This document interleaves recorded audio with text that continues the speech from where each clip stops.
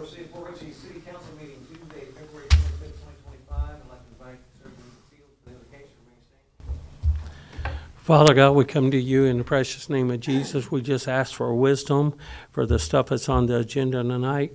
Thank you that you guide us as a team with your word and your spirit to lead, to make the right decisions, not only for the city, but for the residents here. So we continue to give you the praise, glory, and honor as we do the Pledge of Allegiance. In God we trust. In Jesus' name, amen. To the flag of the United States of America, to the republic for which it stands, one nation, under God, indivisible, with liberty and Justice for all.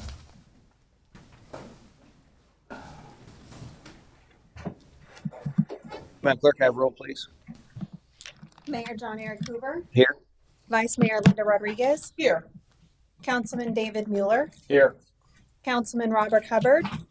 Let the record show that Councilman Robert Hubbard is absent from tonight's meeting. Councilwoman Lisa Burke.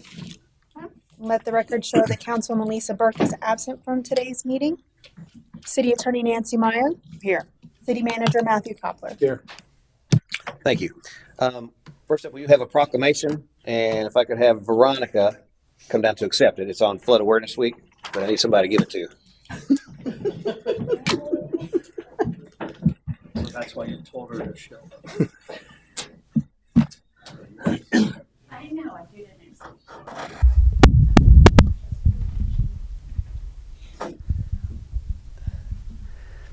So I have a proclamation of the City of Port Richey recognizing Flood Awareness Week, March 2nd, 2025 to March 8th, 2025.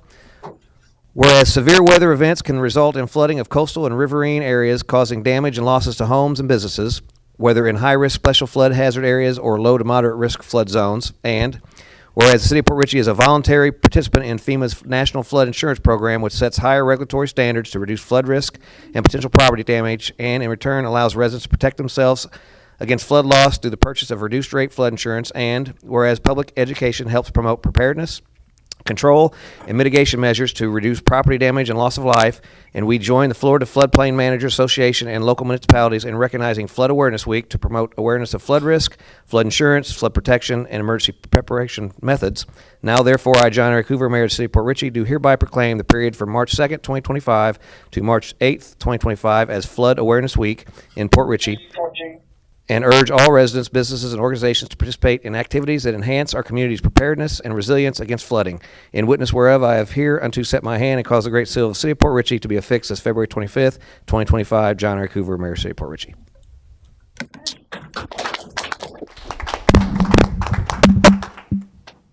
Ready? 1, 2, 3. Perfect.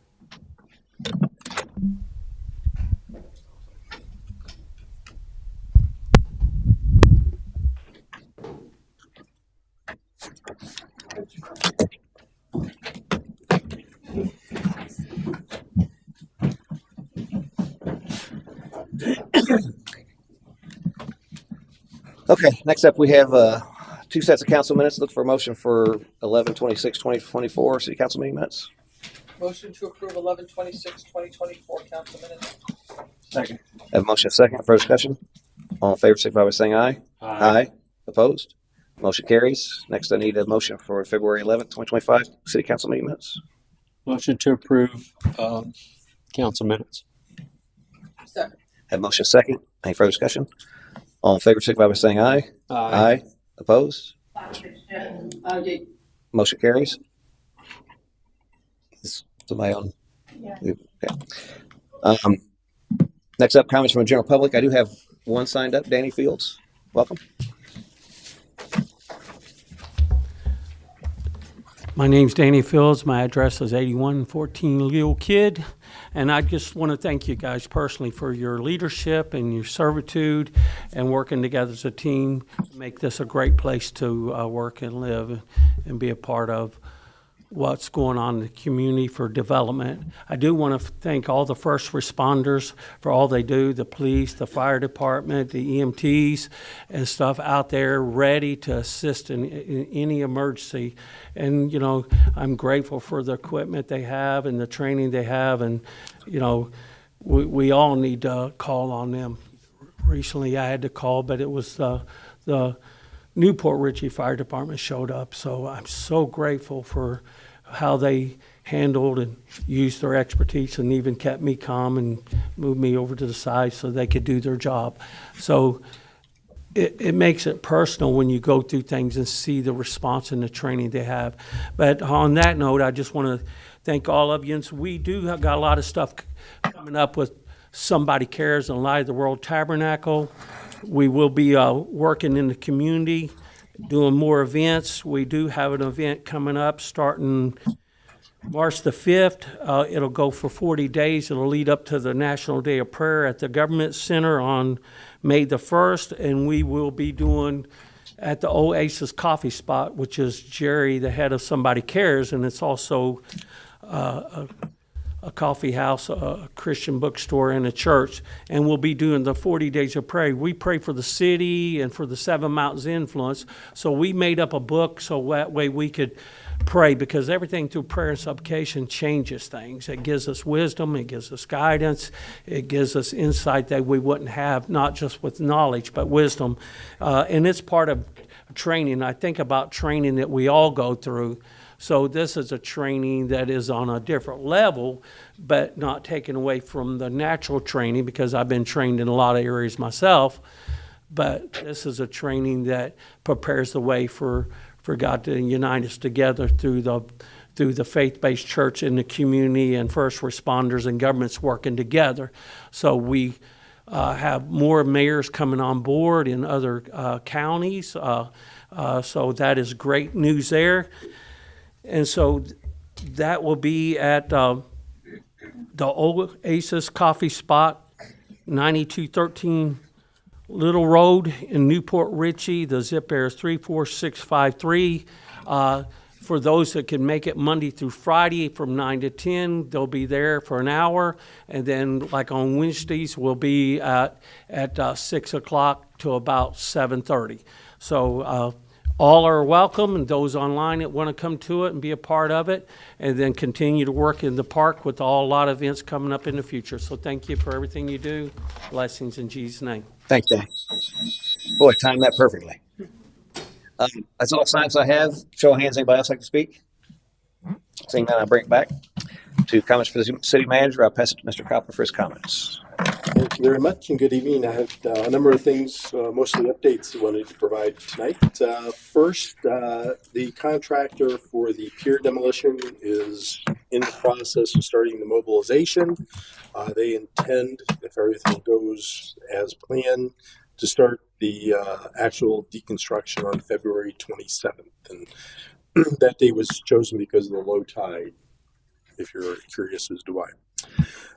Second item, ARP-funded paving. We are right now working on getting quotes from Ajax on Bay Boulevard work, River Golf, and portions of Old Post Road. I believe it's to the north that we're looking at doing paving there. So once we have those numbers, we'll be able to start finalizing how we're going to be spending that money. Of course, we'll bring it back and speak to council before we go forward with that. We recently submitted a grant to Lowe's, who has a program that funds community-type projects. We put in for a grant of $1 million plus. For the Brasco Park improvements, including that are restrooms, playground, new kayak launch, pavilions, parking lots, and we're told that we might be hearing something as early as next week on that funding. We received notice from FEMA that the expedited debris funding for Helene was obligated, and we're in the process of getting the 50% reimbursement from them, and hopefully the rest of it will be expedited, but maybe in a more expedited manner than this. But that's a good first step in getting reimbursed for, I think it's approximately $1.2 million, somewhere in that neighborhood. And it's 50%. 50 right now, yeah, and then the remainder will be coming at some point in an expedited manner. Total cost of debris pickup was $1.2 million. Yeah, and I think that's just for, I don't think that included that was just the C&D. So it's the housing construction debris that was out there, not the debris from the vegetable debris. Yard waste. From Milton either? No, I don't think there's anything. Again, Milton was primarily yard waste. So. So was there a cost associated with that we're getting reimbursed for as well? Or? I think we're working on that right now. We didn't do that through the expedited, so that'd just be going through the regular category A. Let's see here. We put the wayfinding and branding RFP out. That is due at the end of March, so the CRA should be seeing that sometime in April to hopefully award, so we can get that moving forward. We did receive a draft of the Newport Richey interlocal for Manatee Point. I know the city attorney has made some comments. I'm in the process of sending them back to the Newport Richey to see if those are acceptable changes.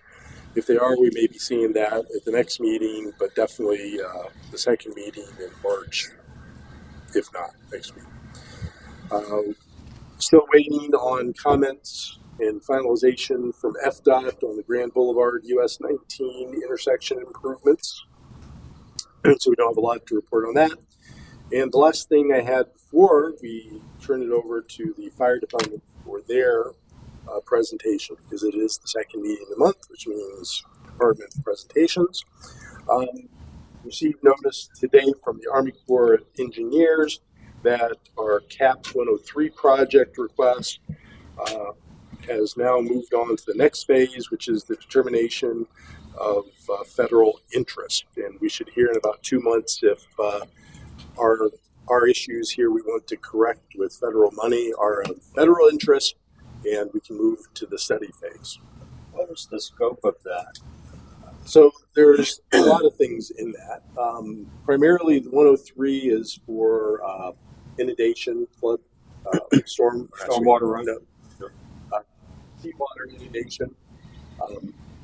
The other one, I think 203, is CAP 203, is actually riverine flooding, which would be like Sunset? Along Sunset there? Well, it could be, and that's the difficulty in this is that this could go 2 different ways depending upon the justification. Right now, we're just looking at it from the standpoint of Helene and the storm surge inundation, but we have put out there that there is a blue sky flooding going on that would qualify under the riverine flooding, which is a different cap, which I think is either 203 or 205, one of the two. So we're still working through that one, but this one is really just related to inundation from storm surge. And so within that, we have the fire department, we have our critical infrastructure such as the lift stations, roadways, things like that. Nothing to do with any of the canal debris or anything like that? Yes and no. Okay. To be determined. Yeah, and again, it's kind of a very high level right now. And when you get, if there's federal interest, which we seem to think there will be, then we get into the specifics of what they're going to be looking like at, and then that will be a part of the actual study that will be conducted by the Army Corps. Okay. But again, what we primarily focused on was the fire department, was the lift station, roadway. But again, we have, Sunset Boulevard. We also have Bay Boulevard, Post in that area. So there's a lot going on there that once they make the determination it's federal interest, we can start honing down on what it is they're interested in. Gotcha. Thank you. If there's no other questions on any of those, I will turn it over to the chief for the presentation.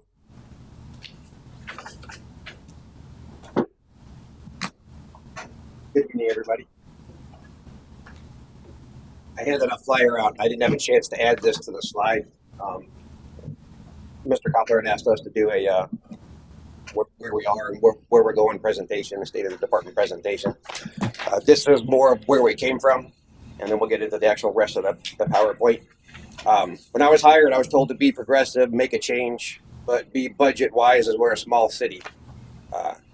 I worked here my entire life on the west side of Pasco County, and I'm very aware of the disaster potentials of the flooding, the hurricanes, tornadoes, brush fires, boating accidents, and all the things that happen on the west side of the county when I stepped into this position over here. I identified weaknesses with Tom in many discussions, but the whole goal of that was to make sure these weaknesses that we could go after, but the whole time being realistic. And what I mean by that is, like, a weakness that we have in the city is we don't have a ladder truck, and we have a lot, probably the most congested area of elevated structures in the west side of Pasco. But realistically, we don't have a place to house a ladder truck, so that's just something that isn't on it isn't on our current radar. So with those weaknesses that I identified, one was that we were very dependent and reliant upon others. Other people to wash our bunker gear, other people to fill our air bottles, other people for specialty equipment that we didn't have. And we couldn't do fire inspections without the fire truck going out. We only had 2 guys on duty every day. We were only basic life support and not advanced life support with paramedics. We had no 4x4 trucks. We had no high water rescue capabilities. We had no brush truck. We had no quick response small boat for flooding and kayak emergencies. We had some fire department related dispatching issues. We had just started, stepping into the cancer prevention issues, but we still had serious cancer prevention things that we needed to take care of as an agency. We had no true second in command. It was only me, and as you can see, I have to steal time at times. And we didn't have the ability to handle 2 calls at one time. These were just things that I had focused on in the beginning as issues and priorities for me to work on within our agency. The problem that Captain Quinn had and the agency before me was they never needed it before mentality was very prevalent amongst the previous fire department staff. I was questioned by some as to why do we need a small rescue boat? Why do we need a brush truck? Why do we even need 4-wheel drive? It's a pavement city. Just so you know, every one of those assets were put into play, rescuing people or protecting people. We had some of the biggest brush fires we've ever had in the last couple of years, some of the biggest disasters we've ever had. And every one of those assets that I had asked for and you guys had approved were put into play. We could not have gotten to or would have depended on others to assist us in rescuing or protecting the residents had we not purchased those items that we had requested. In the hurricane, at one point, I just ran into a dispatcher last night. They had 600 calls waiting to be dispatched throughout the county. The city of Newport Richey was overwhelmed. So the 3 times during the storm I asked for help, nobody was available. I mean, everybody was overwhelmed. But us, we have never been more prepared, than we've ever been. We were more prepared than we've ever been. With the hard work of the team, the foresight of all of us together, grants that we had sought, and many, many council approvals, and you guys believing in us and in your fire department, we have collectively solved all but the last 3 items on that list. And those 3 items are all being plucked away at this time. That's where we started when I walked in the door, and that's where we're currently came to at this point. The actual state of the department. I'll let you, Tom, start off. So, am I being recorded? So you'll see here that we're going to go over everything for 2024. So in 2024, we responded to 1,563 incidents. Obviously, we weren't able to capture all the data. We'll go over that here in a second from Hurricane Helene, just because of just not able to really capture it correctly. But most fire departments you'll see have a 68%. We're actually quite low. The average is about 72% of emergency medical. We run about 68%. 22% is other, and then 9% of that is fire. It's broken into several categories: rescue, EMS, service calls. So it breaks down. That large one that you see as obviously EMS calls. So about those incidents, our average first apparatus travel time is 3 minutes and 25 seconds. The average first apparatus turnout time is 1 minute and 6 seconds. So you ask, well, where does that play? The NFPA set 1710 puts an average response time of 8 minutes and 43 minutes. And NFPA says that you have 80 seconds to turn out of a fire station. And that's 90% of the time. So we're within, our average response time is obviously much better than the average response time. Our turnout time is probably where it needs to be. Probably could do a little bit better. We had 2,594 hours, which say spent on calls for incidents. So that's about 108 days that we actually spent on our fire truck on incidents. Of that, 1,045, we'll say 46 hours were on fire-related incidents. So if you were to put those all the day, we would have spent 43.56 days on fire-related incidents. To respond to property value versus the loss. So we responded to a rough estimate of $7,821,000 some change of a loss of $612,000.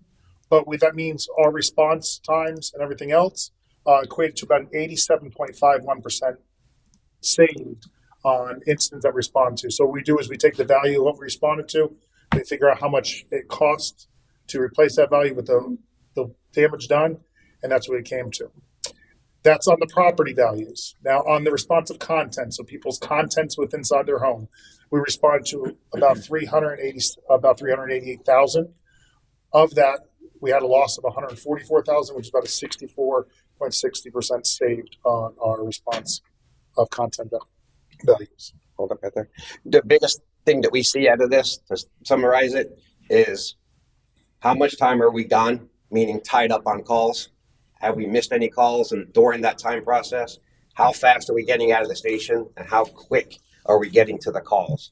I can say that we are very happy with the numbers and the way that plays out, because we are definitely far below the national average and the national standard.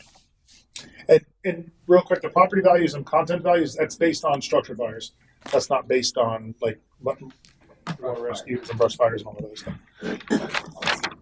Incident fact continued. So last year, the breakdown of that, we had 66 wildfires. March of 2024 seen the highest of 37 brush fires.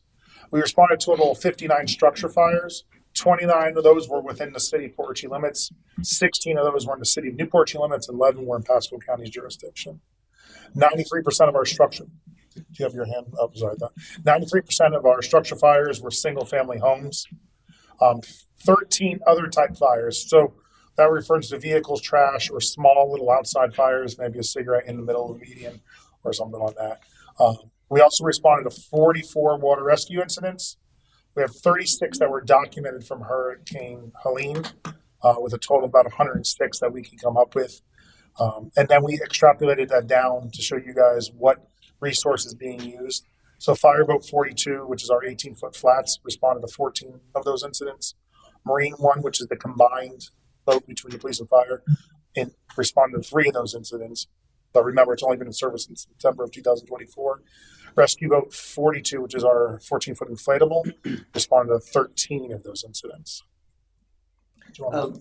A quick question on the 29 that was within the city limits. Do we know how many times within those 29 that we had another fire department So help that's us? the next slide. Okay.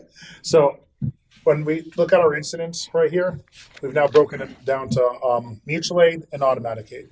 Mutual aid, for everybody, so you can understand, mutual aid is we pick up the phone and we got to ask for help. All right. Automatic aid is mean we get a certain type of call that we pre-designated, and that department is automatically coming. We're automatic aid for Newport Richey on any structure fire. So if Newport Richey gets a structure fire, we get a structure fire. Newport Richey, no matter what, is coming. They've agreed. They have an automatic aid agreement For us. for us. No. And we're going to and we're them. going to them. We're first call for each Yeah. city. So is that so that's 16, I think, was Newport Richey on theirs? That was how many calls we. 16. Yeah, that's how many times we went to them. They So- came to us 29 times. So is that so? They say that they only had 16 structure fires because we would respond to all of them. Doesn't mean that they only had 16 working structure fires, because when we put these statistics in, look, we could get called to a structure fire the other day that wasn't a structure fire. We don't categorize that as a structure fire.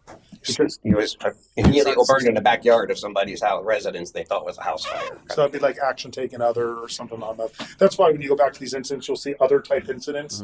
Those are those ones that don't fall inside there. So on our mutual aid, we average about 0.82 incidents a day of mutual aid, whether we're going to somebody or somebody else coming to us. 16% was mutual aid received that we got. 8% of that was automatic aid given. 9% was automatic aid received. So we went automatically about 8% of the time to Newport Richie. They came to us about 9% of the time. 67% we gave mutual aid. But if you see the huge spike in that was the hurricane. So like Chief Policastri said in the beginning of the slides, we obviously were in a predicament. We were obviously quite proud of what we were doing during the storm, that we were able to help other communities and take care of our own community once we got to a point that we knew we were able to do so. And automatic aid, that's only structure fires? What? Yeah, Yes. automatic aid Yes. will only be structure fires. No So- other call is automatic, just structure fires. Well, so anytime we go to Newport Richie, we categorize it automatic aid. So we could have went to them for a medical call, and we'll put it as automatic aid inside. Just because that's how we extract with them going on that side. The situation with Helene, when the order was given to evacuate, Mhm. and as a result of people not listening to that evacuation order, caused a lot of that effort.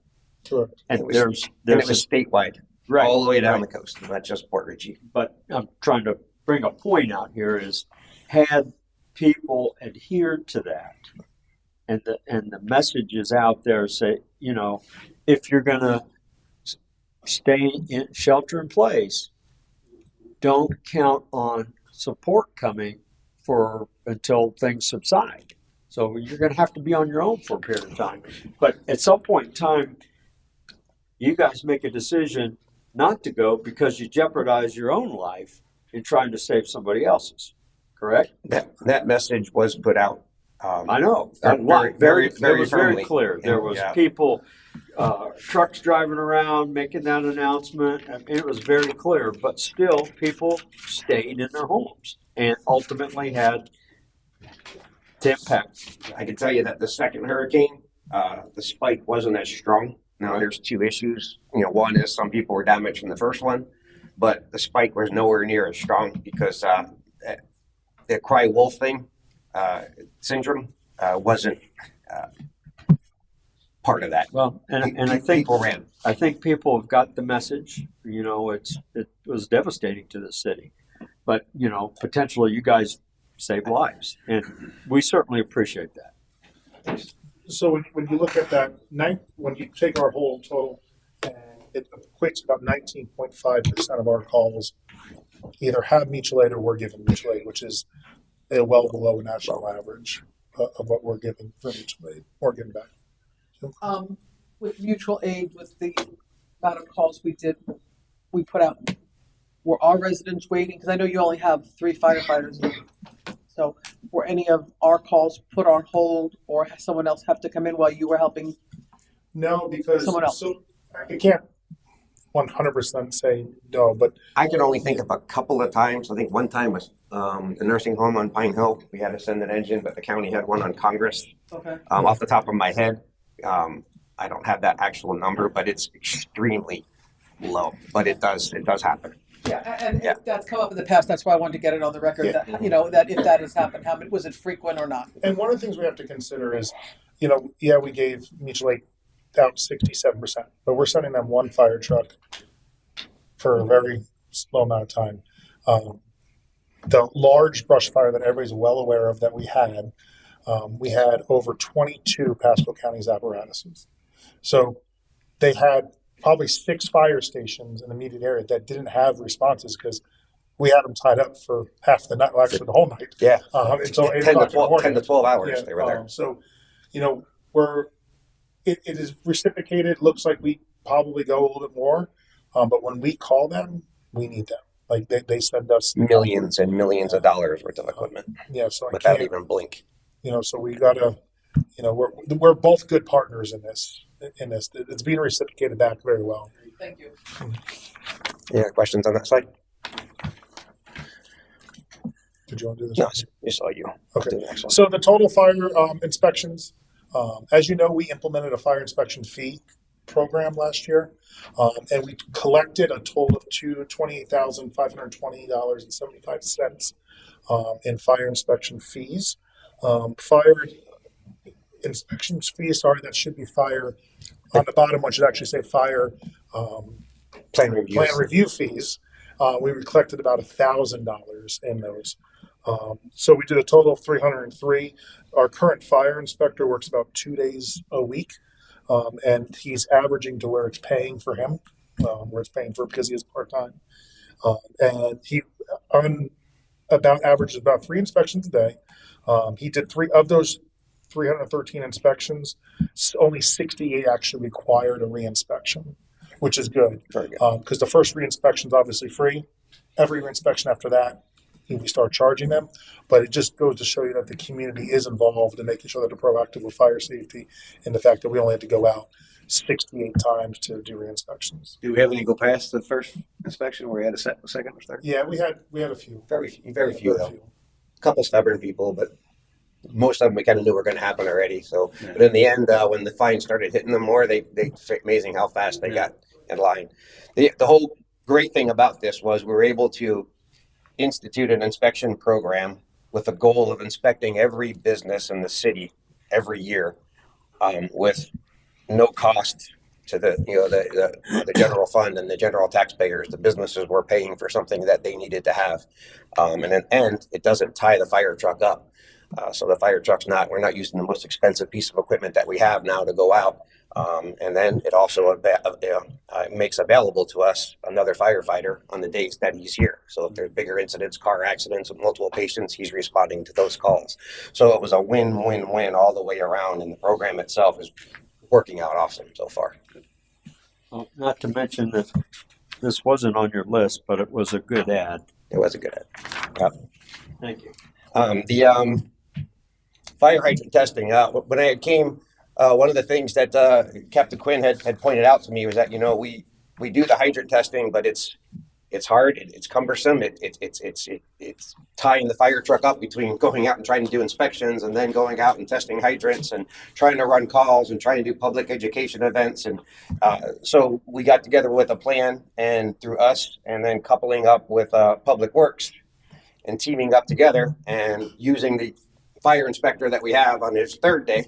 That's what he does. We started a testing and a maintenance program. So he goes around now annually. He touches every single hydrant in the city, and then every single hydrant within our water distribution system, painting them, maintaining them, testing them, documenting them, GPS them to make sure we have the GPS locations of all of them and make sure that that's in the system. And if a hydrant gets taken out by a car and moved 10 feet, it gets re-GPS and put into the system. So at any point in time, we can click and we know exactly where the hydrants are and what they flow.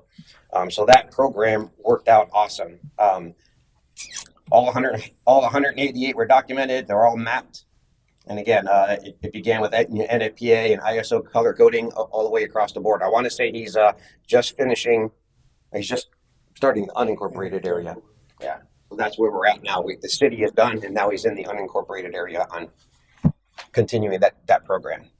And that graph right there just breaks down what percentage of hydrants you have and their flow rates. It says that you have 23% that flow 1,500 gallons per cent or more.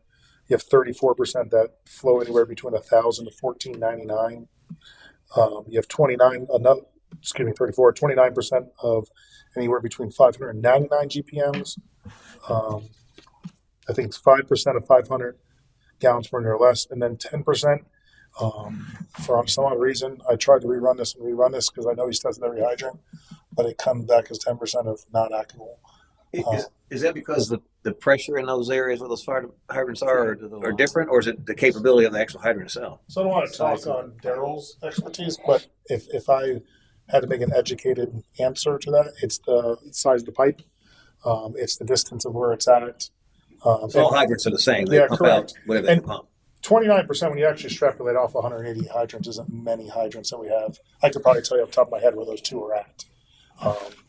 And we've already pre-planned. What this does help us pre-plan to know, hey, if we're going inside that area and it's a larger home, we're probably going to need to lay in from a different area. So. And you guys paint those things different colors, so you Correct. know what it is. Just Yeah. the tops, or the whole hydrant. you tape the tops. So the coloration there, it writes blue. So blue is 1,500 gallons per minute or more. Right. Green, which is not green on this thing. He's colorblind, Yeah, by the I'm way. I'm just colorblind. throwing that out there. You So, really asked the right you guy guys the right got- question. You guys got what it spit out. So that 34% should be green, but I don't think it is. So when you pull up to higher, you don't know what's pumping, right? The 29% is red. I know that right. Got the right. You know that. And then orange. It says And orange. then red is 5%. Yeah. So it's common to have a high percentage of orange and green hydrants. That's about where you're at. It's very. I'm even surprised we have 23% blue, but I would guess those are probably all Walmart's hydrants, Haverty's hydrants. As far as the accomplishments, the next slide, we touched on most of these already. As you all know, we got the Assistance to Firefighter grant. We got that air trailer, which stopped our necessity to depend on others just to fill our air bottles. And now that thing is set up to also do multiple other things, support us when we go to dive calls, support us on larger incidents and on public education events. Again, we implemented the fire inspection fee program last year, which resulted in inspecting over, I think it was like 96% of the businesses within the city. So it was over 90% we did. Continued progress towards advanced life support, just so you know where we are as far as the paramedic program. We're there. We're just waiting to pull the trigger any day. We're just basically dotting every I and crossing every T. The inspector's been talking to us a couple of different times and just ready to do it. So it's just a matter of me and him making sure that everything that could possibly be inspected is exactly how we want it. And then we're just going to call him to come in and inspect it. Once he says yes, he signs the form. Correct me if I'm wrong. He sends that to the state. We get our license. And from that point on, we'll be providing ALS services. So it's going to be very, very shortly. You already have personnel in place? Yep. So you're going to need And a it's- vehicle. What's that? You need a vehicle. No, the engine will be. Okay. Yeah, whatever the primary response engine will be advanced support, life support. Now, again, we're not mandatory advanced life support, meaning that we don't have the money to make sure there's always a paramedic there 24 hours a day. But we have several staff, so I would say 70% of the time. Listen, if I could be advanced life support 10% of the time, it's worth it. Just the one call would be great. But so I want to say right at the moment, I think we're going to be able to maintain an easy 70% of our responses being able to provide that service. But when there's no paramedic on duty that day, it doesn't harm us any. We're right back to where we are today. So anything in that side of the coin is a benefit. We of course received the AFG grant for $21,605, which gave us the decon washer and dryer, which made us less dependent on hiring a third party to wash our fire gear. A big accomplishment was the SOPs and SOGs for standard operating procedures and guidelines. We had some standard operating procedures that were dated in 1996, so that had been done on that side. We continue our progress in water rescue and rapid diver training of all of our staff. We implemented the public safety boat. The big one that we began the merger process of dispatch for fire and EMS professional standards. And then we were awarded at the end of 2024 the Department of Health grant, which will come in front of you guys here probably within the next 2 months, where we're going to be able to buy patient care monitors, auto pulse, and additional AEDs for our equipment. So altogether last year, I count last year, but the year before. So altogether between fiscal year 22 and 23 and 23 and 24, the fire department received $210,522 in grant funding. On the last slide, where are we going? What are we looking to do from here? The fire station assessment, design, and funding. We've already had several meetings on the process and starting this process of trying to replace the fire station. Community risk reduction programs, things that we want to do to help lower the risks within the community. Some of them would be like the hurricane expos. We started joining the county one. We're also going to join. We've been joining Newport Richie's with really the goal of possibly even putting on our own Hurricane Expo right here. And several other things we've been doing within the community is the CPR. We did CPR in the park. Now we're looking at going to do it. Since we have that training room, probably offering community CPR right there at the fire station. Volunteer and firefighter recruitment retention things.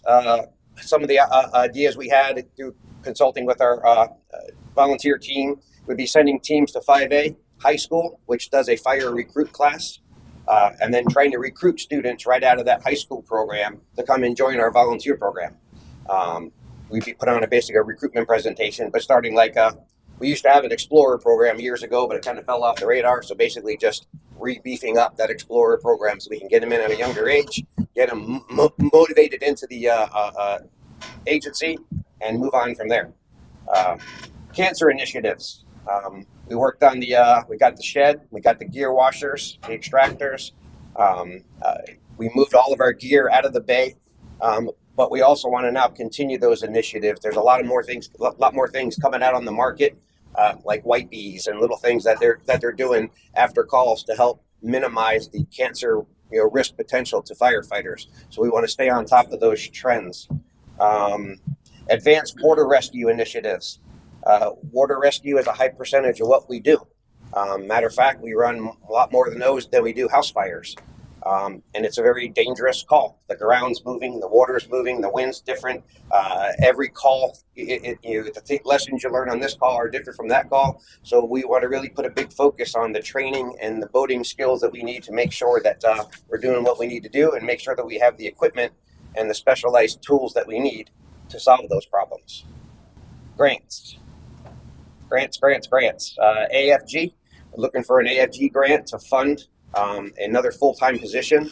I want to say it's a 5-year grant if we get it. The grant writer we have is on top of it, and she's gotten this a couple times before for people.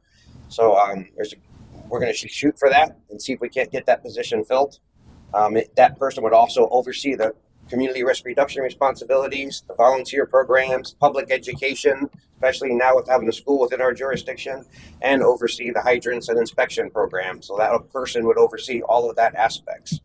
And then another thing we're looking at is trying to focus on, with that grant, that Manning would allow us to now handle 2 calls at once, which was something that I saw as a weakness early on when I came, meaning that we have 1 fire truck to run a call. If we get a second call, we should have the ability to handle that call. Any other questions on that? With being ALS capable soon, and the goal is obviously we run 2 calls at once. We don't have a rescue truck, and normally a rescue truck would be deployed on that. Is it possible to take one of our other non-fire truck vehicles that we have and maybe outfit that for that purpose? We do that now. So in other words, if the fire inspector is out and about and the engine's tied up, say the engine's on a call at Whiskey River and another medical emergency comes out, I'm not going to leave him sitting there testing a hydrant. You know what I mean? When he has an AED and a medical bag and medical training, and so he'll respond to the call, but we still make sure we call for that mutual aid in case manpower is needed. Just one guy being there. So we're getting somebody there as quick as we can, but we're still calling for the mutual aid to backfill that. The goal would be to have 2-man trucks. You know what I mean? So we can actually, a big incident comes out, kind of like what Newport does now. An incident comes out, 2 trucks go to the call. The house fire, the bigger incident, or 1 truck runs this call, 1 truck runs that call. I just wonder if because also the truck harder to maneuver, it probably takes longer to get to a health call than it would another vehicle. Should we look at trying to focus on maybe getting that niche field? Because 60% of our calls are The downside to that is then you commit your people in a small truck, and then a fire call or a big car accident comes out, and we have a small truck out there. So if you're talking about taking the team that I have now and on these everyday, let's call them, I don't call them minor calls, but on these everyday calls, sending the little truck so it's less expensive, that you will get caught with your pants down bad. Agencies have tried that before, and then they had to respond back to the station to get the truck that they needed. I mean, the fire truck carries a lot of equipment. So It actually happened in our city. I think I mentioned before that they had tried this in the early 90s. And a house caught fire on Bay Boulevard. They went out to Sand Pebble Yeah, I remember you to run a call. back. Yeah. And then they had to pass the house that was on fire on Bay Boulevard because they were out at Sand Pebble. And the fire truck can handle everything. And it was a van that had it. And the other part of that too is that's a big rolling toolbox, right? Just the other day I had a medical call pulled up on, and we ended up using the extrication tools on the call because the guy was stuck between the toilet and the bathtub, and I needed tools. Where I now had to delayed getting him out of that situation because I didn't, it didn't have that third. That happens quite often. Yeah, there's plenty of communities that have looked into that, and plenty of communities that do that. But it's just unfortunately the way our community is set up. It would be we don't have the staffing. It's more staffing issue. Yeah, it's a lot more. It is. With the staffing, we would be able to do that. You know what I mean? To have like right now, if we have a certified volunteers that are there and they're trained to respond to vehicles, that's exactly what we do. We'll put the engine in service and let's say the brush truck, and the brush truck will be the immediate response to medical calls. You know what I mean? So that I'm not hammering the fire truck all the time. But again, that's a staffing thing. When the staffing's there to allow us to do that, that's exactly what we do. Okay, thanks. I have a couple of things. Sure. I think the young going to 5A and getting the young guys, because I think two of you at least were that. Looking at David and Tom, both were in here, 14? And you're still here. So I think going to 5A or going to many of the other schools is a great asset and pulling people in. You guys are here and still working with us. So That's exactly how I see it. I commend both of you and everybody else who's done it, and that's a great idea. Great idea. ACLS, I think, is BLS, of course, basic life support, of course, saves lives. ACLS is far beyond, and I've talked to you about it and what drugs you're going to pull and stuff like that. And you're not going to go overboard. We've already talked about it. I think that's great. It's going to save lives. So, and I know you've been working on it for a long time, all of you. So, great job on that. You guys have gotten more grants. You guys work real hard. I don't know how you find them all, and you guys do a great job of getting grants and getting a lot of this stuff paid for that's not coming out of the taxpayers' pockets. Again, phenomenal. And on a personal note, you guys know, most of you know, I've called them when my husband was with us about a dozen times, and just about before I hung up the phone, they were at my front door. So the response times are absolutely accurate on what they're showing. So, fire and police, I have nothing but the love for both of you. So I thank you both for all you do. Thank you. Great job on everything. Thank you. No other questions? We're done, sir. What quick question if you could give me a little information on how you guys do the volunteer stuff. And I grew up in a small town. I was actually on the volunteer fire department. It was all volunteer. It wasn't staffed at all. And so what would happen is everybody was a volunteer for the fire stuff. A call would come in. We'd have a tone would go off, a whistle would blow. We'd have pager or whatever, and everybody would respond. And as he would put that crew together, basically first come, first serve, they jump on a truck and go. Okay. So that's how it kind of worked. How does our volunteer stuff work? Our volunteers have an open door to come in, and I tell them, I don't care if you can only come for 1 hour.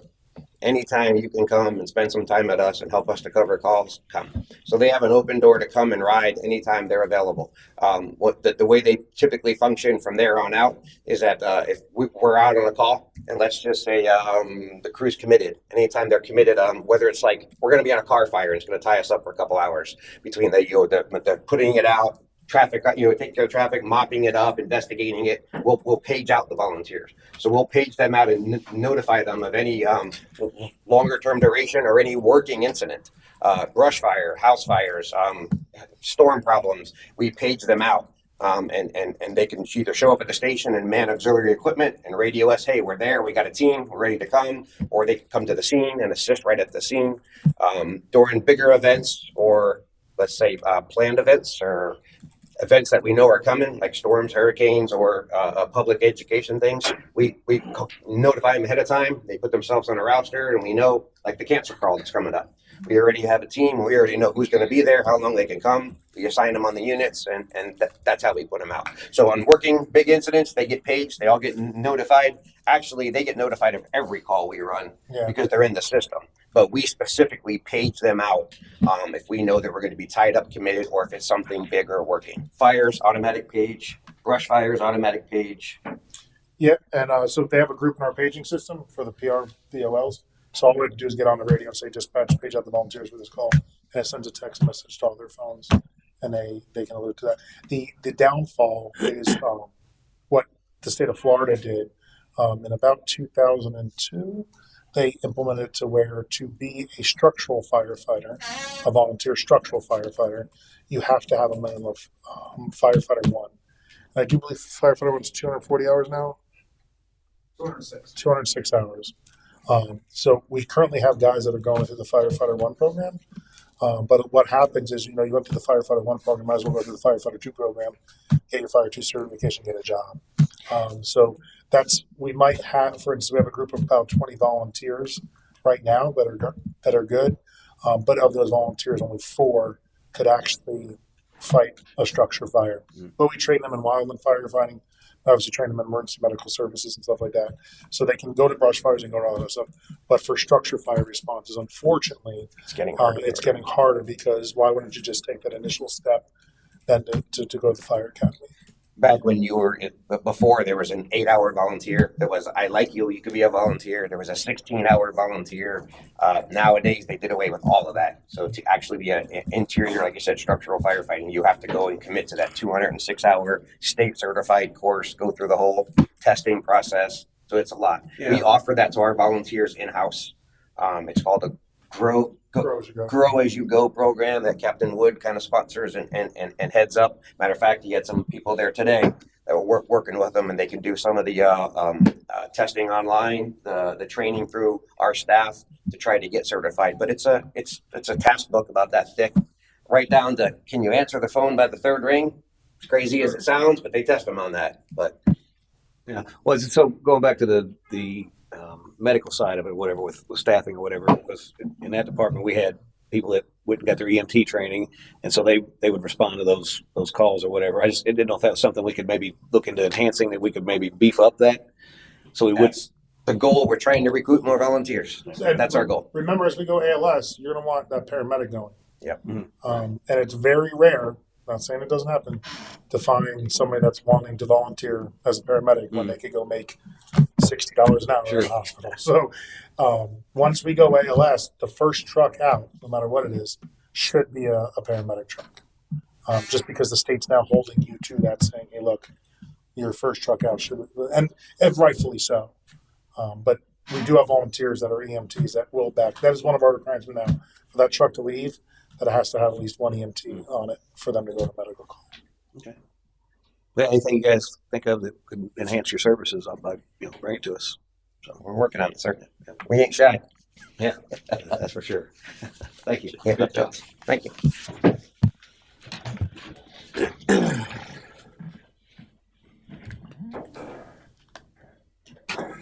Okay. That everything? That's it. Okay. Is it possible, because who's going to be coming to this in advance, if we can get that on the agenda so we know who's talking. Comments from boards and committees is next up. Do we have anything? CIC meets next week, and Coastal Resilience didn't have a quorum, So I'll update, because Centennial meets every week because we got this crazy stuff going on. So probably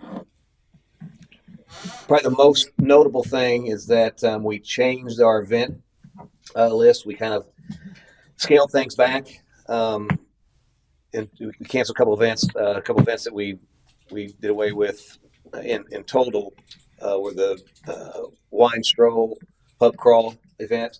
One, because we don't really have the facilities for that, given the situation at the waterfront. So he's going to have to use probably Newport Richie in that. So we kind of nixed that event. The other field day, we kind of rolled. We're taking the best parts of field day, if you will, and kind of combining those with the Saturday before the fireworks that week, and kind of beefing up that event, because it was originally just going to be a children's event and what they call it, dog show, mud truck. And so we basically are going to take field day, kind of combine those, like the best of those events, kind of with that, to beef up that Saturday event. The Flea Fest, same thing. That was going to be rolled into that Saturday before fireworks And so we're going to really have a lot going on that Saturday, which kind of makes sense. It's a good time to have that. So we're going to really make that a strong event. We also separated the car show and food truck night.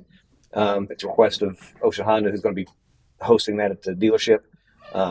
And the golf cart parade, we took that out as a separate event. We were rolling that into the actual main parade, so that we have a section of golf carts in that parade, which makes more sense, and we don't have a separate event for that. So we tried to combine where we could, and what didn't make sense, we took out. And so we have a new schedule of events, and I'll just quickly go over them, since this is a solid list now going forward. Obviously, February's done, but and another thing to note, we took all the events out of March that we had in there, and we're using March to promote to get people to sign up for this stuff. We're finishing up our flyers and a payment method online with QR codes and stuff, so we should have that all solidified by Tuesday of next week, and then we're going to push that out and really promote that stuff all through the month of March. Then our first event would kick off April. Car show is April 12th from 10 to 2. The food truck night would be Sunday right after April 13th, 4 to 8, and both those are Ocean Honda. The fishing tournament, which is going to be a redfish only fishing tournament, is going to be Saturday, April 19th, and it's going to start at 6 a.m. and end at 3 p.m. The Friday night before that, there'll be a captain's meeting at Whiskey River. Then the golf scramble is Monday, April 28th, which starts at 8, goes to about 2. The golf would be about from 8 to 12, and then it's lunch and the award ceremony stuff. The takeout's probably 1 to 2 o'clock max. Check-in would be starting around 7 a.m. that morning. And that's on a Monday. Then the Business Expo is Wednesday, April 30th, and that's from 3:30 to 7:30 at Vesh. Oh, the golf scramble is at Seven Springs Country Club. And so that's all of April. And then May, which is the main month for us, the kickoff parade is Saturday, May 10th. And that's going to be, it's going to start lining up around 4:30. The parade is probably start around 5:30 to 6 and go till 8:30. There's going to be some other stuff going on in the park, I think, like drum circle and some other stuff as part of that parade. But anyway, that's on May 10th. The Mayor's Ball will be Friday, May 16th from 6 to 10 p.m. at Spartan Manor. And then the Centennial Festival, which I've alluded to, is going to be the big Saturday event, May 17th from 9 a.m. to 2 p.m. in the park. And then Sunday, still the Johnny Cash concert, fireworks celebration, and then installation of the new time capsule here at City Hall. And that's going to go actually starting here at City Hall and then on to Waterfront Park from 6 p.m. to 10 p.m. And so that's the 18th. That's the 18th. That's the main day. That's the birthday. So that's our new event schedule. Like I said, it didn't make a whole lot of sense to try to have all these. We're not getting great participation. We're getting participation. Just to kind of give you an idea, our Centennial History Day, we had about 50 people sign, I think, went through it on the tours, around 50. 50 including the tours and people who visited here. Yeah, which that was pretty good. The bowling tournament, we had 9 teams. That was this past Saturday. We had 9 teams. 2 of those were sponsored teams. One team was my team. I didn't bowl on it. My team that I bowl with got a sub and bowled on it. Sal's team, they bowled in the summer. They participated. Sal's friends also had a team that was in there. So if you subtract those out, we probably had 2 or 3 actually organic participating teams that signed up based on the advertisement that we advertised the heck out of on Facebook and flyers at the bowling alleys. While we did have a good event and everybody had a good time, it could have been a lot better. And so the concern is, obviously, as we put these events on, if we're not going to get the participation, it make all that sense to have just events for ourselves. So we scaled it back, and hopefully with the advertising all in March, we'll be able to really have some good events going forward. So Can I ask a couple questions Absolutely. about this? Like the fishing tournament, is there a cost to enter? the cost, I can't remember what she's thinking about it, but I want to say was it $100? I think it was you. Our next week meeting is going to determine Okay. as far as all the entry pricing, because we're trying to finalize these flyers before the start of March. so we can get everything out. So at our next meeting, we're going to discuss, possible prize funds, if that's allowed, and what we could set them at, and then entry fees and everything like that will be locked in the flyer. Right now, she's looking at between 100 and 150. So, but that's still Yeah, got so to out. Okay. the big conversation I've already talked to Nancy about, we've got to figure out what prizes can we give, because there's no, for the bowling, for instance, there's an exception in the Florida statutes that allow you to have bowling tournaments, and you can use the entry fee to create that prize fund. So for the bowling tournament, it was $100 per team. $60 per team went to the bowling alley for the lining fees, and $40 went to the prize fund. So we paid the bowling alley for those 9 teams $540. We paid out $360 in prize fund. You can't do that for a fishing tournament. You can't do that for a golf tournament because it's gambling. Could you give trophies instead? You could do that, and there's ways that you can give prizes, and we've got to get all that solidified. So the hope is that we'll have cash prizes, what they are, but they can't be tied to entry fees. So that's why, like the golf scramble, she was going to charge $400 per team, $100 per person, team of 4. Our cost is around $280, I think, per team by the time we pay for the food and the stuff. And so that $120 was really thought would go towards prize fund, but you can't do that statutorily. So we've got to figure out how to work that. Do we know how much the ticket is going to be for the Mayor's Ball? Or that's Mayor's Ball is $100. And a table is going to be, if you do a table of 8, you get it for $750. So somebody was asking you about Yeah, that. and I actually had somebody reach out that was wanting to buy tickets to the Mayor's Ball. So there's interest out there. So we really need to push out the flyers and the procedures to get online and get those tickets. We also today, we've got actual tickets for the Mayor's Ball. We've got an invitation that I want to send out to some dignitaries and try to really get some. I mean, we're going to invite Governor DeSantis. We're going to invite Rick Scott, who's the new senator. Ashley Moody. Yeah, Ashley Moody. And then obviously our, Jack Mariano, who's our, and as well as Lisa Yeager, who covers our area, and some other dignitaries that are important to the city of Port Richey. Invite those guys. So hopefully we'll get good participation there. There's a potential. I won't say it's be surprised. We're working on a really good celebrity person to attend. But anyway, we've got those.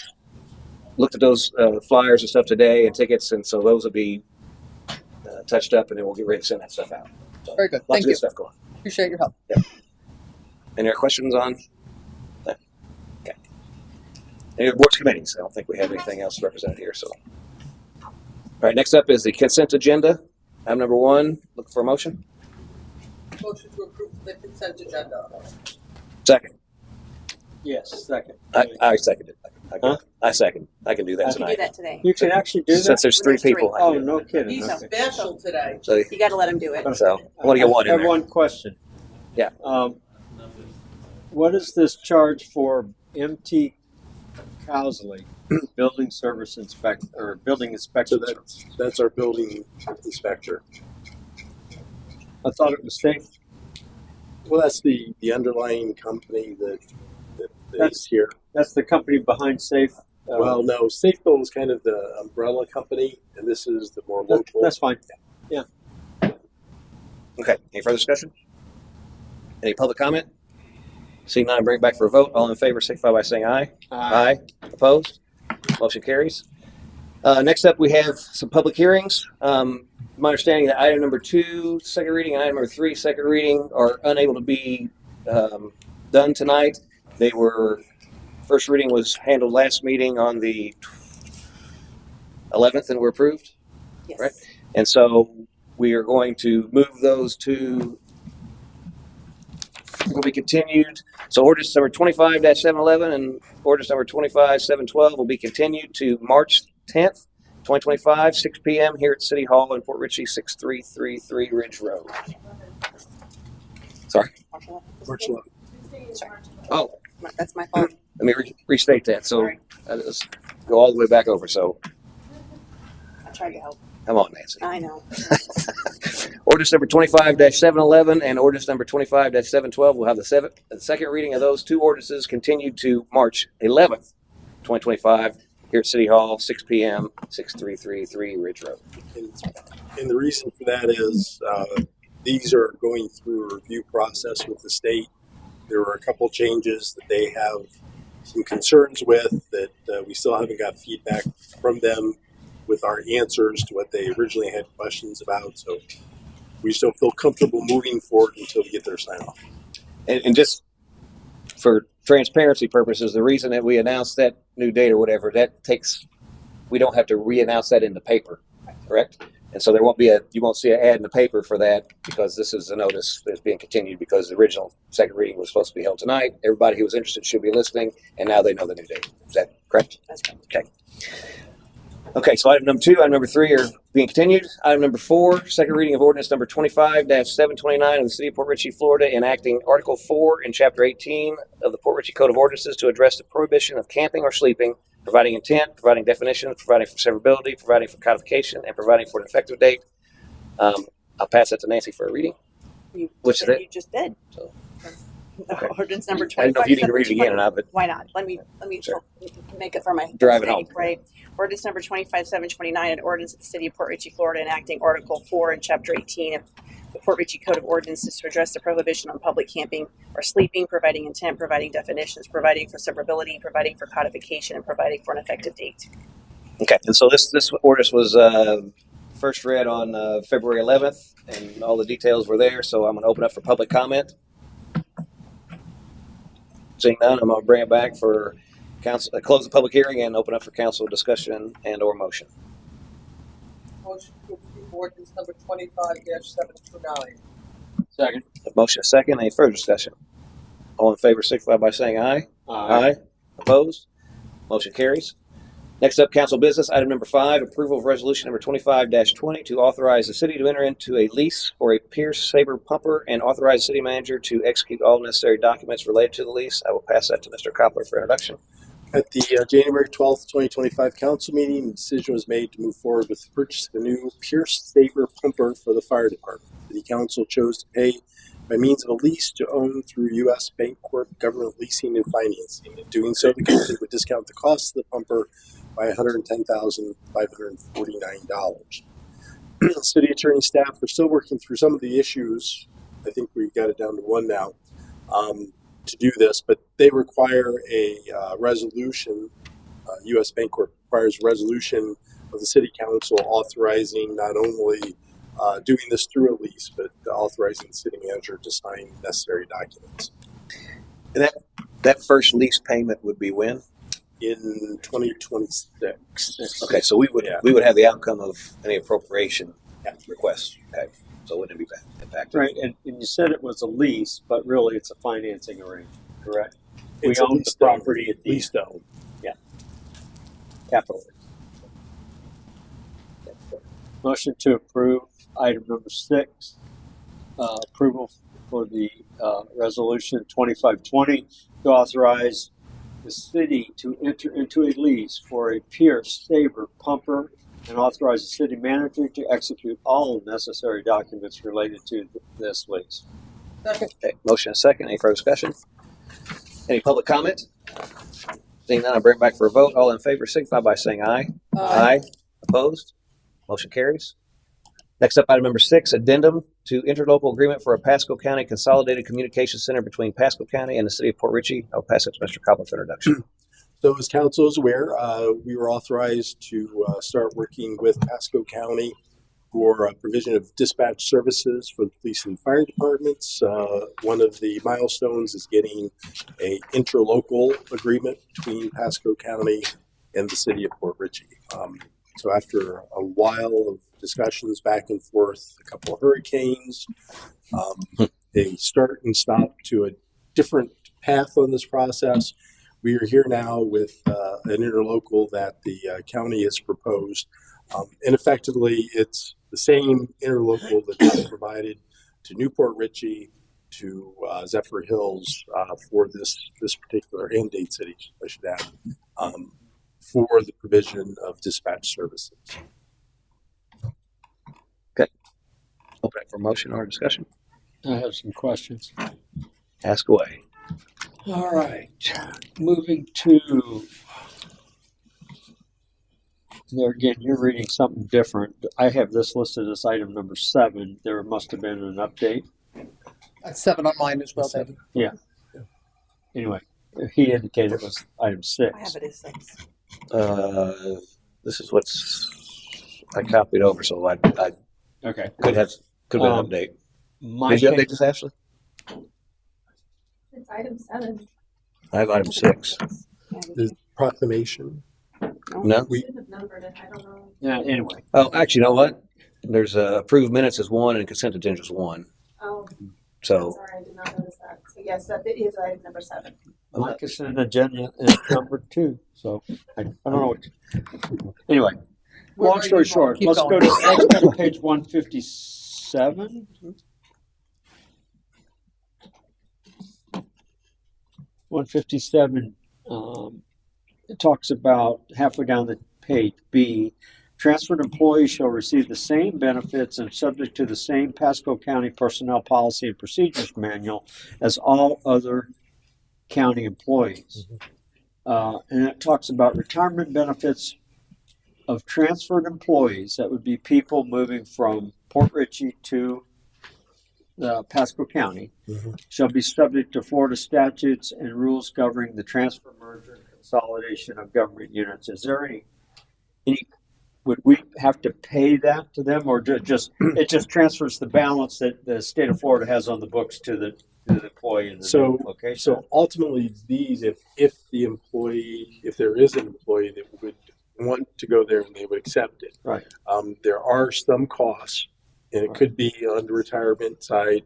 But again, we wouldn't know that until the It actual happens, right. and then you come forward with, "Hey, it's going to cost X." Okay. Yeah, so what they're basically doing is, they don't want to be responsible for those post retirement costs Yeah. that weren't incurred by them. So Gotcha. we would be responsible for doing that. But at this point in time, there probably won't be any employees going over that. Okay.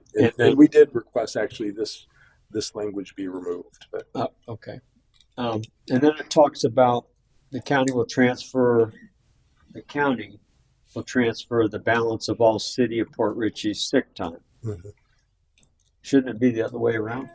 no, so it would be the sick time that was earned here. We would transfer to them. Okay. Via payment for that. Correct. Yeah. So there would be a cost for that. Yeah. So Yeah. and any post employment benefits that they've earned here, since they haven't gotten those there, we would have to reimburse them for. Okay. So bottom line is there's a mystery cost here if an employee goes. If it ever, yeah. And Well, it's already that on the will be books. talked about at a future point in Yeah. time. All right. I mean, It's already on the books. It's going to come off the books. yeah, it's a Basically, liability for us if it's- right now. Right, but we're going to have to pay to move that Yeah, liability that's right. over. Right. That's all I wanted to call that out. That's what I thought was happening, but we don't know. It's undeterminable at this point. Got it. I don't want to interrupt you. No, I'm good. Okay. Any question? You got Yeah, a question? Okay. So we are still keeping employees here, the same numbers we have. Correct. So the service that they're providing, they already provide to us in the way that all 911, all cell phone calls go to all 911, yes, go to the Pasco already. So this is an additional $91,308 on top of what we're already paying the 5 or 6 people that we still have to employ here. So this is an additional cost that we're incurring. I understand fire is in favor of this, and I understand that. We've had this discussion in here that I think education is appropriate first. But I just want to let you know, I'm still against this, only because Pasco County already provides all cell phone calls that go to 911. They get the calls already first. They don't come to our dispatch. Yeah, but they get the call, but they transfer it to us. Yes, So I understand that that. $91,000 actually has them dispatch it. I understand that, but we're looking at every penny in our budget. So this is an additional $91,000 plus that we're paying for a service that we already reap. We already get. But at the end of the day, my expectation would be is once this thing settles out, those 3 to 5 people are going to have different roles, and maybe there'll be some attrition, and maybe they'll be able They to. still have to provide for the police. I get that. I get that. But a new police chief's going to be on board, and his charter is going to be trying to find opportunities to save money. This is a good area for him to investigate and reorganize. So one thing, when you're looking at that, don't look at it in a vacuum, because it's not $91,000, because that's the option that we chose, because to keep it in the house, it couldn't stay the same as it was. Right. It was going to be another $276,000. That's right. Now, so 91 is, if we don't do this, we're going to pay $276,000 more to potentially Yeah. get a dispatch that there's no guarantee we'll get, but that's what it would cost to get it there. So it's an apples to oranges comparison. It's not $91,000. If we stay the way we are, we're saving $91,000. We're by going to the county dispatch, we're spending $91,000 instead of spending $276,000. Is that correct? Yes. I don't remember the numbers. I don't. There were 3 different options, and this happened like 6 or 8 months ago, and I don't recall the detail. Sure. Of it. But I still am against it. So Yeah. just FYI, Okay. that's the reason why. So that I can tell you what the options were roughly. Option number 1, which was keeping it in a house, had a price tag of about $550,000. Option number 2 was a hybrid, taking just the fire departments of the county, keeping the police here. That was about $500,000, $500,000. I think it wasn't much difference. I'll say 500,000. I can pull it up if you need to, but I'm pretty sure it's 500. Yeah. And then going to the county was 300. I'm sorry. I apologize. Go ahead. But that includes what we're already we're already paying that $500,000 or whatever the figure is. We're already paying those people, so it's not an additional $500,000 in addition to what we're already paying. These people are already getting paid.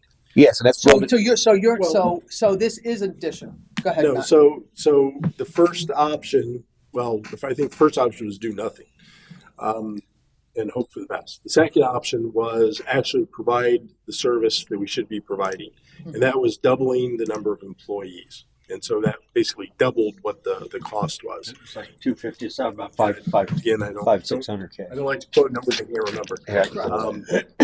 The next option was in doing the hybrid, where dispatch for police would stay in house, fire would go to the county. We still were adding additional staffing. I think it was to 6, from 4 to 6. Then the last option was to go to the county with everything, and that was the additional $91,000 to what we're paying now. I thought our staffing was already 6. We just didn't have. We have No, we only have 4. We have 4, but what we're budgeted for 6. No. And the other aspect was there was no full-time person that was able. They were pulling police off of their regular role to supplement this because they couldn't maintain this staff. I understand that because we needed 6 people you can't run a 24-hour 365-day position on 4 FTEs. That's what we were doing. But because you were short, you had vacancies. No. We had 4 full-time positions, and we had 2 part-time positions. We never had 6. Well, that's why you couldn't do it, because you can't staff that. Absolutely, I agree 100%. But I remember that we had I remember when Cy was sitting there, we had 6 FTEs, and the reason you were pulling police in was because we couldn't fill those positions. No. How many FTEs do we have? So it is currently 4 full-time and 2 part-time. And I think part of this to filling the positions, we had people that were out on long-term leave for medicals and different things of that nature. So that created a vacuum, whether there was another vacancy or something that would come up in the process of that. So we did have 6 people, 4 full-time, not 2. 2 part-time. 4 full-time and 2 part-time. That's what I said. I thought you said two full. No, four Four and full two. time, 2 part time. So there's 3 of us here. The reality of it is, if it's not a majority of the 3 of us, it fails. Okay. The consensus of this full council was that we select option 3, which is move it to the county. The reason being is because that was the cheapest option of the 3, and it was the better option of the 3, because we're getting a fabulous dispatch service that we can't replicate in house. But if we want to try to replicate that in house so that we would fix our broken dispatch, it would cost us over $500,000 to do so. So we're only paying 300 some thousand. Don't have numbers in front of me, but it's 91,000 plus the salaries of these. 270 or 250 or Well, it's not even that high. Yeah. It was 245 something. But anyway, the reality of it is we're going to pay more for dispatch services no matter what option we chose. But to keep it in house was the most expensive, and no guarantee that we would get the services that we were trying to get. And so the consensus of the council, 4-1 vote, you were against it. That has passed and got to this point. We're at the point to sign this agreement, and unfortunately, we don't have the other 2 council members here. So, are you wanting to vote no? Is that where you're at on this? Yes. Okay, then I would ask for a motion to table until we have full council, or you can present your motion to. I have no problem with that. I have no problem with tabling it till full council. We got enough to make a decision. No, you got to have all 3 of us. All 3. That's so part of the. One, So part of the. 2, Yeah, but it's She has to say yes. it's a majority of the council has to, and so the majority of the council is 3. Our charter change would change that to allow for the majority present. Okay, gotcha. So we have to, and nothing passes without the 3 of us. So at the end of the day, we're going to just defer this to another meeting. Yeah. Okay, That's what she wants to do. that's fine. Someone needs to make a motion. I need a motion for Motion to table. second. Any further discussion? I'm fine with that. Any public comment? Yes, I have a comment. Oh, first discussion? Okay, go ahead.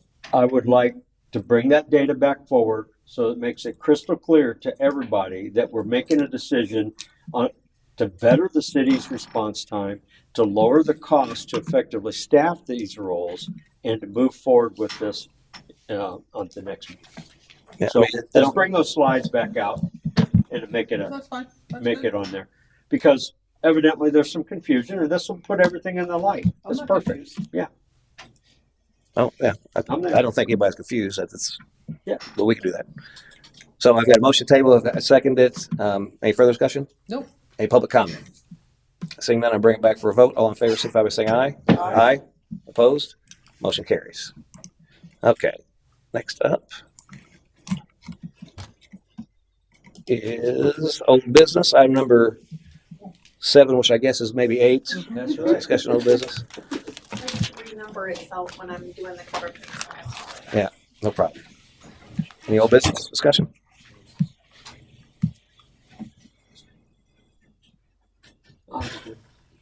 Good? Okay. Oh, yeah. Do we know when we're gonna get a new police chief? I can't hear you. Do we know when we're gonna get a new police chief? Any okay. insight there? No insight. No insight. And the outside? Jury's out. Okay. So if there's no other old business, comments from mayor and city council, I will start with Vice Mayor Rodriguez. Or comments. I Mayor, know. that's your hand I'm now? thinking. Oh, I'm okay. trying to find one, and I can't come up with one at the moment. No, I'm good. Thank you so much. Yeah, well, think about it. I can come back to you. Okay, I'll come back You to got- you. A Councilman Mueller? couple of things. I noticed the guys have been clearing out the ditch along Old Post Road toward Brasher. Looks like they removed several palm trees that were of some significant size that were blocking the water flow. It looks like they still got work to do, but that's good. I also noted that looks like they were dealing with that drain at Blue Point and Old Post as well today, and I see a new drain there and they cleaned that up. I wasn't in town most of the day, and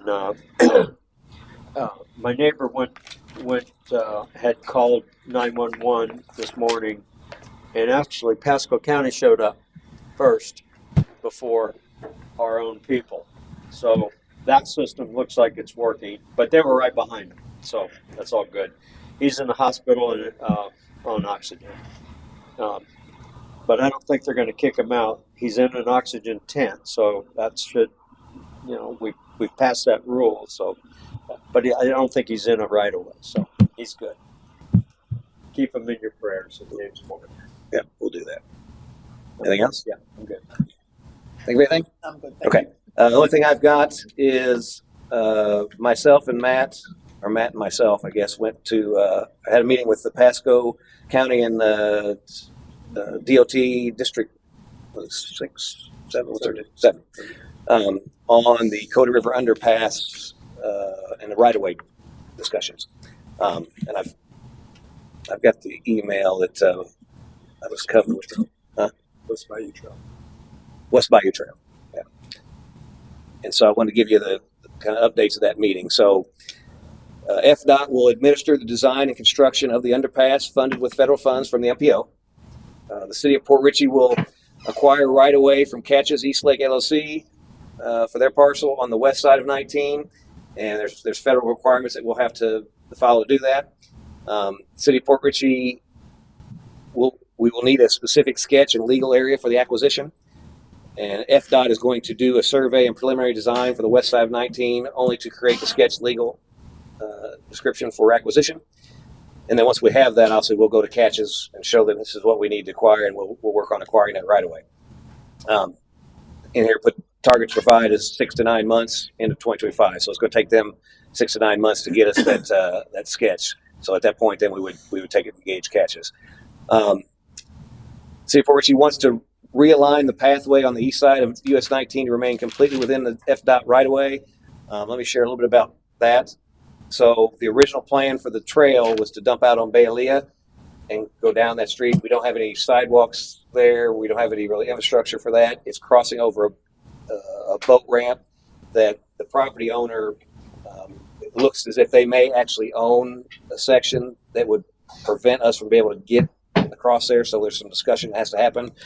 I'm actually talking with the property owner to kind of talk about that. But in the interim, I think we can move forward by mimicking what we have on the west side, on the east side. So as you come under the bridge, you go right back along 19 and back up onto that sidewalk. So you create that loop. I think that probably needs to be there in addition to access to Bayalea. But Bayalea may cause some issues with safety and whatnot with property and whatnot. So I think that's something that if we can get that project moving and get at least that loop done, so you come from both sides of 19 down that sidewalk, go underneath the bridge, and then at a later date we can actually look at making that connectivity to come across Bayalea as that area redevelops down there, and you have the Crab Shack restaurant and potentially other stuff that may develop down there. Would make more sense in the future to make that connection after that those properties are they change hands or if they're redeveloped, what have you. But in the interim, we can make that loop and it's kind of go along the DOT right away along the side of that property back up to the sidewalk. And so that's what that's all about. And so we're going to look at that as well to see if there's anything we need to possibly get from that property owner to make that happen. And then obviously the federal right-of-way acquisition requirements, we're supposed to get documentation on that. If the owner decides to donate property, we got to inform them of their rights to an appraisal and compensation for the property in that right-of-way acquisition, and they have to sign a waiver of those rights if they're going to give it to us. And the only other thing that they noted in the meeting that if Catches is about 10 parking spaces are impacted, they'd stated the cost could be significant because it impacts 10 parking spaces. I don't know that it's the way it looks. It's only going to probably impact about a third of those parking spaces. Not a third is the number of 10, but still 10. But it's going to cut them, make them about 2/3 long as they were before. So it's going to take a third of the parking space away, which could be a golf cart parking or something. So I think they could still be utilized for smaller vehicles. So it might not be as impactful as it once was when the plan was to actually make it 20 foot wide and golf carts go down through there and everything else. So anyways, kind of wanted to let you guys know that's ongoing discussion as we get these designs back of what actual right of way we would need to make that happen. We'll look at acquiring that, and then hopefully that project to move up on the MPO. I'll push for that. Obviously, I have support on the MPO board that wants to see that project happen as well. So I think we can realistically get that done. So that's where we're at. Just kind of And that's pedestrian and bicycle, correct? pedestrian, bicycle, hiking, bike, basically, and then golf carts. Obviously, the idea is Yeah. to Grand Boulevard Right. once we get that done. So Perfect, very good. You'd mentioned at a previous meeting about the potential to go across the bridge. Mhm. Is that included in this discussion with FDOT? not this. That's something separate. When we look at doing Grand Boulevard, Matt was going to engage Bring that up. about creating those lanes on the actual bridge to come across the water. That's so we're impacted by that. Newport Richey as well is impacted by that. I did have a conversation with Newport Richey about letting them know that we want to look at potentially making that a crossing on that bridge as well. We got 8 foot there. There's a spot on each side of the river that goes into about 7.5, 7.75, and then it goes back out. So we need to have to open that up a little bit to get 8 foot that's required, or we could maybe be accepted from that little area on both sides, a variance of that, some sort, right? So, but the goal is to get that done as well. Yeah, that would be a joint effort with Newport Richey as well. You okay? Want me to drop A something? coaster. Oh, it might be rolling. It didn't roll, I get it. Sorry, I apologize for it. No problem. Sorry. So that's all I've got. Any questions? Any comments? Sounds good. If not, look for a motion. Motion to adjourn. Second. All in favor, signify by saying